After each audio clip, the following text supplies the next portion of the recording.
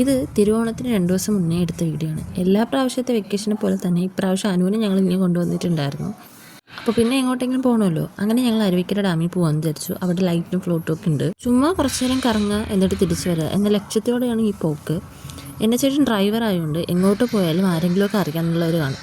പിന്നെ കുറേ നേരം അവരോട് കാര്യം പറഞ്ഞിട്ട് നമ്മൾ നേരെ ഡാമിലോട്ട് പോയി. ലൈറ്റ് കാണുന്നതിൻ്റെ സന്തോഷത്തിൽ വാവ വരുന്നവർക്കും പോകുന്നവർക്കും എല്ലാവർക്കും ടാറ്റ കൊടുക്കുന്നുണ്ടായിരുന്നു.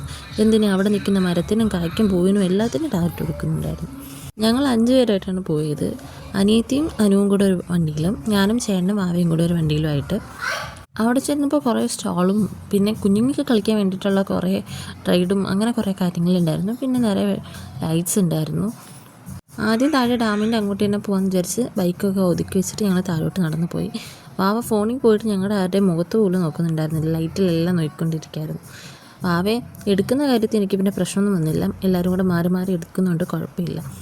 അനിയത്തി അനുവും ആരെങ്കിലും ഉണ്ടെങ്കിൽ ഞാൻ അവരെ കൈ കൊടുത്തിട്ട് ഞാൻ നടക്കാറാണ് പതിവ്. ഇപ്രാവശ്യം ഞാനത് മുടക്കിയിട്ടില്ല. പിന്നെ എൻ്റെ ചേട്ടൻ അനിയത്തിയും കൂടെ പൈസ കളയാൻ വേണ്ടിയിട്ടുള്ള കൊച്ചു കൊച്ചു കലാപരിപാടികളൊക്കെ അവിടെ ചെയ്യുന്നുണ്ടായിരുന്നു. അങ്ങനെ പിന്നെ നമ്മൾ നേരെ ഡാമിൻ്റെ അങ്ങോട്ട് പോയി. നിറച്ച് വെള്ളമായിരുന്നു. അതുകൊണ്ട് തന്നെ പാർക്കെല്ലാം ക്ലോസ് ചെയ്തൊക്കെയായിരുന്നു, തുറന്നിട്ടുണ്ടായിരുന്നില്ല. ഡാമിൻ്റെ 5 ഷട്ടർ ഓപ്പൺ ആയിരുന്നു. നല്ല വെള്ളം ഉണ്ടായിരുന്നു. ഇത് എടുക്കുമ്പോഴത്തേക്ക് തന്നെ ഞാൻ പേടിച്ച് നിന്നിട്ട് എടുത്തത്. അങ്ങനെ പിന്നെ കുറേ നേരം അവിടെ നിന്ന് കുറേ നേരം ലൈറ്റൊക്കെ കണ്ട് റൈഡിലൊക്കെ കയറി തിരിച്ചു പോകുമ്പോൾ എൻ്റെ മെയിൻ ലക്ഷ്യം അവിടെ കുറേ സ്റ്റോളുണ്ടായിരുന്നു, അതിൽ കയറണമെന്നായിരുന്നു.